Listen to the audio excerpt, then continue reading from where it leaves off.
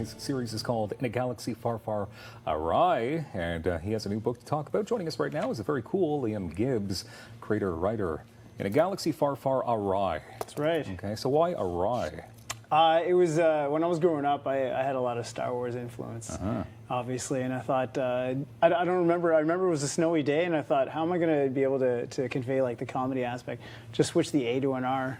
It just kind of came to me like that. Things have gone awry, but things have gone awry. But things are going well, though. I mean, so this is the 6th book in the series. This is the 6th and also the 0th, and you're probably wondering what a 0th book is. Yeah, I do. It's it's a collection of the short stories and the odds and ends and heres and theres and stuff that doesn't quite fit into a full-length novel.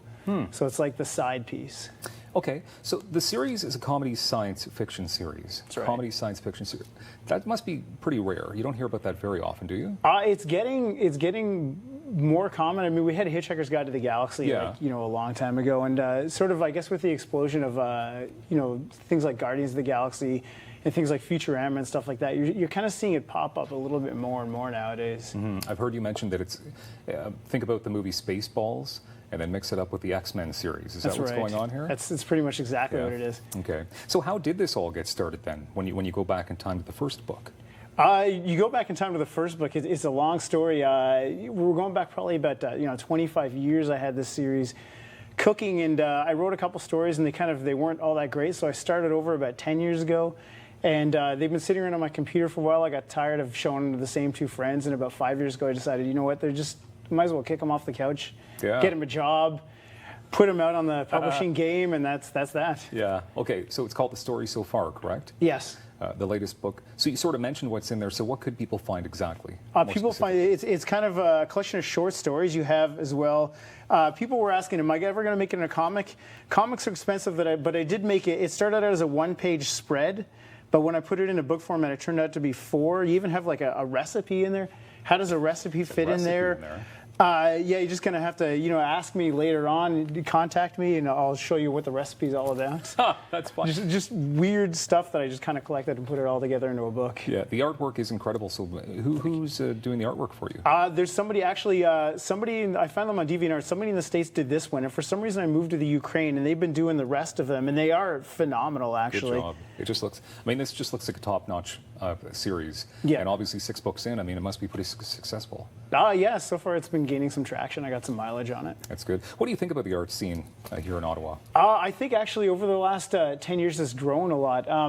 Like you would think Ottawa is a very corporate town, it's a very government town, but for instance, like over the last 10 years, I think we've had a big explosion in sort of the geek culture that's been going around. Both Ottawa Comic Con and Ottawa Geek Market, I think, started in 2012. And just this year we had, I think this is going to be the next big thing, Fanaticon just debuted this year. That's where you and I saw each other last. Exactly, that's where we caught up. And 10 years ago, you were kind of reserved and you were kind of afraid to show off kind of your geek culture thing.